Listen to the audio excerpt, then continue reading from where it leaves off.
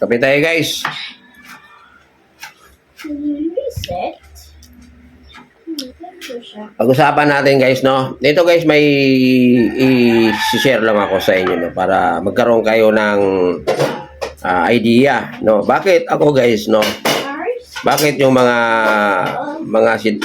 video ko ay kino-convince ko kayo na wag iboto ang mga pro-China. No, isa lang kasi ang dahilan ko, no.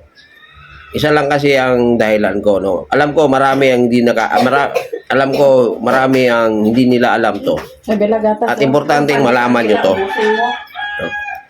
Importanteng malaman nyo to para maging aware tayong lahat. No, ganito kasi yan, guys, no. Sa totoo lang, magkaroon tayo ng kaguluhan. Mayroon talagang gulo na mangyayari sa Pilipinas. No? At yung gulo na yan, involved yan ang taga-ibang bansa. Taga-ibang bansa. No?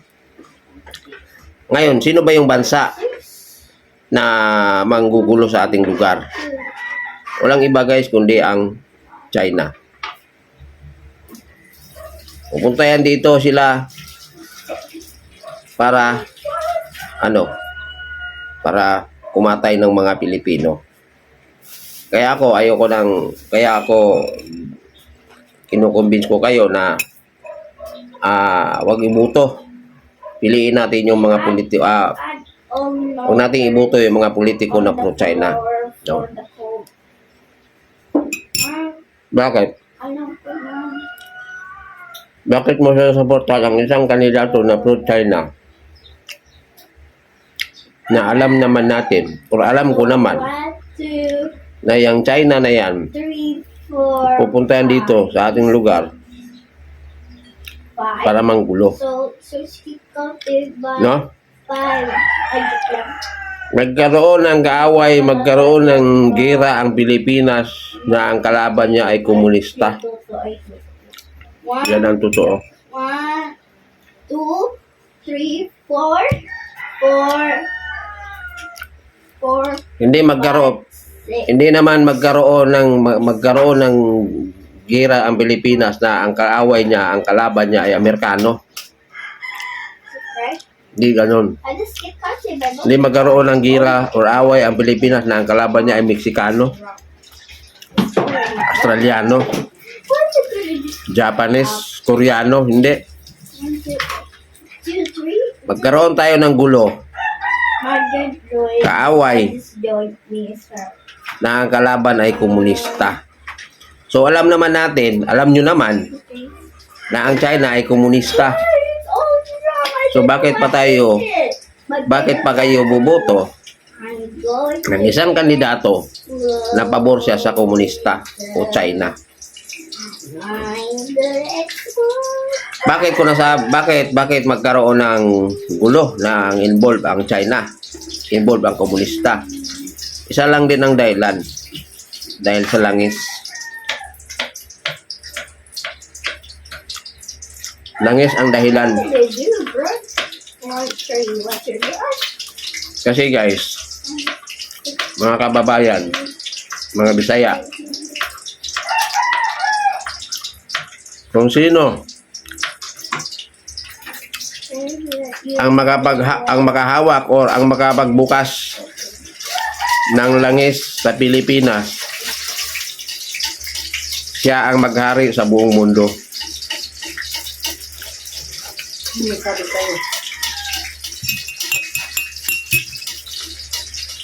Ngayon, natingin nyo ba kung sakali hawak tayo ng Amerikano? Ngayon kasi hindi tayo hawak ng Amerikano. Walang kahit sinong hawak sa atin dahil tayo ay mayroon tayong sariling gobyerno. Then, kung sakaling mahawak tayo ng Amerikano, magagira pa rin. Dahil magagalit din yung komunista. Ganon din. Kung makontrol tayo ng China, sa tingin nyo, halimbawa, ang makaupo ng mga politiko ay mga pro-China, sa tingin nyo, hindi tayo magagulo? magkagulo pa rin tayo. Bakit? Hindi rin papayag ang mga Amerikano. 2, 1, 2, 3, 4, 5, 6, 7, 8. Kaya tayong mga Pilipino, no choice tayo. Wala tayong mapupuntahan. Tayo ang nasa gitna. Tayo ang maiipit. So, limbawa, kung ang makontrol tayo ng masakop tayo ng China, Okay. sa tingin nyo ba hindi pa rin tayo magkagulo? Magkagulo pa rin tayo. Magagalit ang mga Amerikano. Ang Amerika magagalit sila kasama na yung mga allied nila. So magkagulo tayo. So pag nagkagulo, hindi naman yan sila na guguluhin nila yung Pilipinas dahil nakontrol ng Amerika. Hindi naman yan para katayin tayong mga Pilipino. Ang kakatayin lang din nila ay yung mga komunista.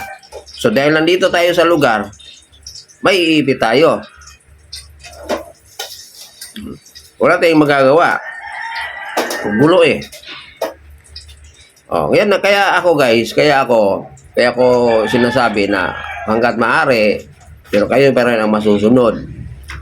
Hangga't maaari ay huwag tayong bumuto ng mga kandidato na pro-China. Kasi wala eh.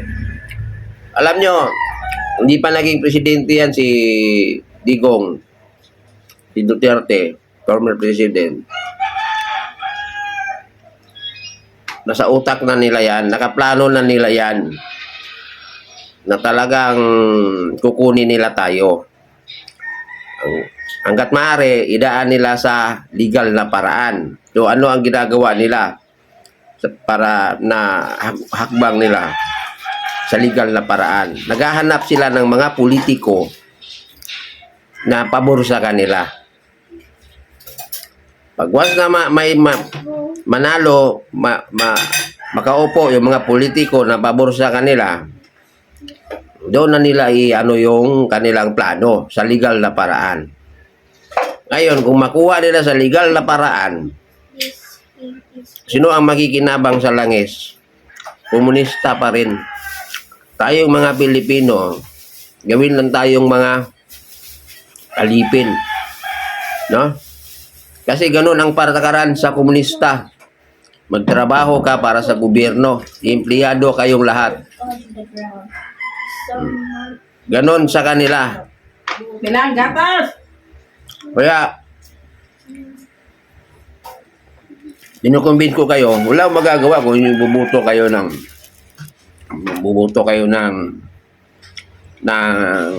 sino yung nagugustuhan nyo. Pero dapat tingnan nyo talaga kung pro-China ba yan o hindi. Iwasan natin. Wala tayong magagawa guys, sa totoo lang.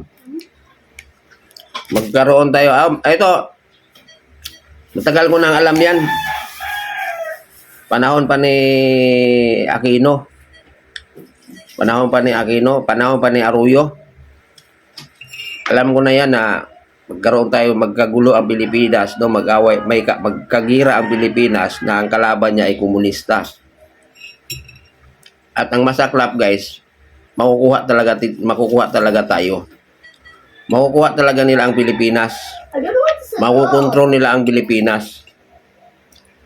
Pero sa loob lang ng 2 taon.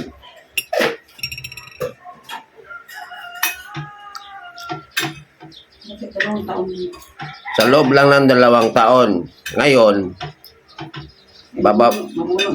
babawiin yan. Babawiin. No? So, paano babawiin? Idaan pa rin sa gira. Kaya tayong mga Pilipino, wala tayong magagawa kundi maiipit talaga tayo sa gira.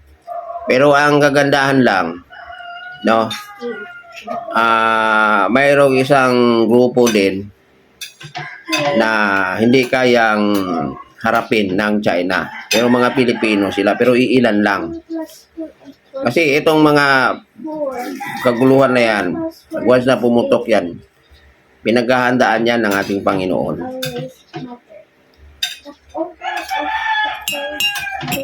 Always matters.